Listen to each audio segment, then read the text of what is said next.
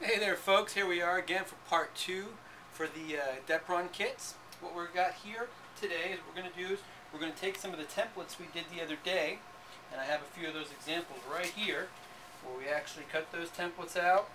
You'll see the tapes here. And what we're going to do today is we're going to actually show you how to transfer those to the Depron and some tips and tricks to doing that. Move this out of the way.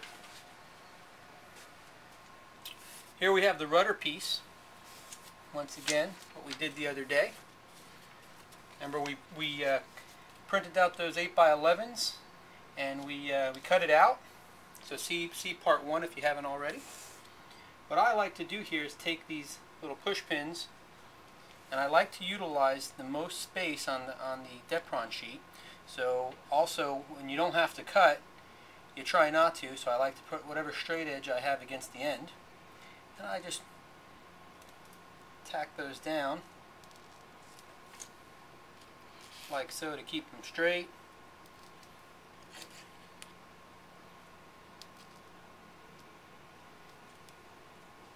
Okay, as so.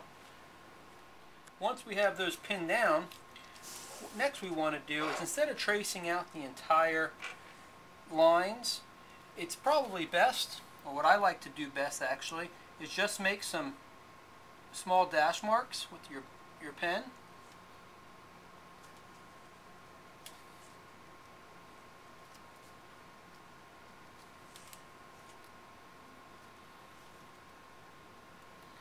Like such. Because when you remove the sheet, it'll look like this.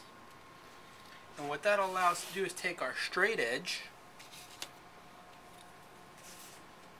and make our cuts from dash to dash. Instead of trying to cut along the traced out line, once again we use our straight edge.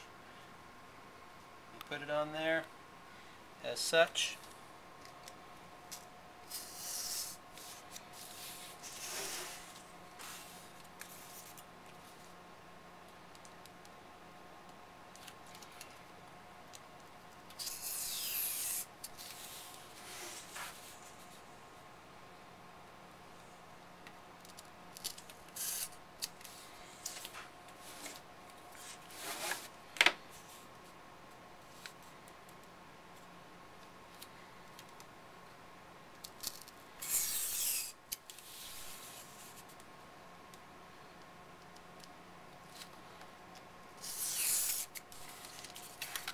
And we have our piece, our rudder piece. Voila, as easy as that. You're going to want to do the same for the other pieces. And then what we'll do is we'll show you how to actually make the 45-degree bevels, which are pretty simple. Really what you have to do for that.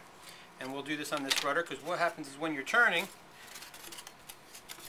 if you tape one side, it'll go this one side, it'll deflect properly, but when it tries to deflect to the other side, if you don't make those bevels, it tends to get stuck. So I actually have a piece cut out right here, and you'll notice that 45-degree bevel, and you'll see how it'll be able to deflect like that. If you take a look up here, we kind of already cut out some of the pieces for the extra 300. And you'll notice if you take a close look, we actually have that bevel on the underside, the 45-degree on both pieces. If you can see that. And you'll notice how the deflection is very nice. So let's go ahead and go over how to make that bevel. What you have to do, take your straight edge, put it along the top side as such, make sure it's nice. You take your razor blade and you give it like an angle, and you lean it up against your straight edge, give it an angle. You probably want to try this out a few times on some scrap sheets, and then you just go all the way down. You'll notice that takes that out, and if you can see that properly, you see that it's not perfect, maybe not be a perfect 45-degree, but it'll be enough to give it that deflection. And if it's not enough, then just you can go over it again in the same manner. You're also going to want to do that on the other portion, like I said, on the other the other piece, whichever side you're going to do your tape, is going to be on the straight side, your deflection side. You're going to want to do a 45 degree.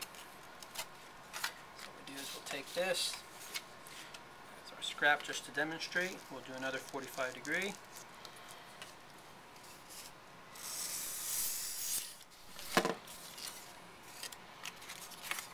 Another 45 degree, and you'll notice here now when it deflects, you'll notice how it's able to go full deflection, or it'll deflect a good deal.